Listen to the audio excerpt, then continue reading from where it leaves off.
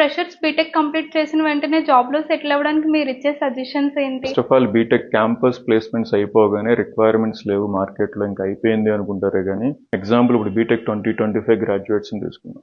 వాళ్ళు బయటికి రాగానే 2 years వ్యాలిడిటీ పీరియడ్ ఉంటుంది. ఫస్ట్ 1 year టాప్ కంపెనీస్ అన్నీ తీసుకుంటాయి.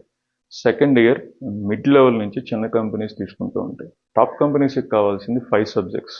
1 is aptitude, 1 is system test, 3 is communication, 4th is TR, 5th is HR round. ఈ 5 రౌండ్లని ఫోకస్ చేయండి.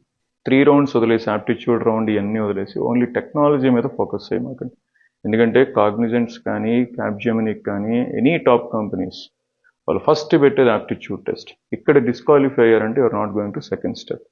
మీరు వన్స్ బీటెక్ అయిపోయి మార్కెట్లోకి ఎంటర్ అవుతున్నారు అంటే పేపర్ మీద రాసుకోండి. నన్ను కంపెనీస్ ఏం అడుగుతున్నాయి, నా వ్యాలిడిటీ పీరియడ్ ఏంటి, నేను ఎప్పటి వరకు ఎలిజిబుల్ ఇన్ ఐటీ ఇండస్ట్రీ అనుకుని రాసుకుని, ఎవరైతే ప్రాపర్ ట్రైనింగ్స్ ప్రాపర్ గైడెన్స్ ఇస్తున్నారో, లైక్ ఫస్ట్ ఈజ్ యాప్టిట్యూడ్ ఉంటుంది, డైలీ ప్రాక్టీస్ చేయాలి.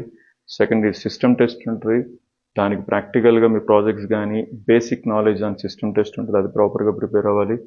కమ్యూనికేషన్ టెస్ట్ ఉంటుంది.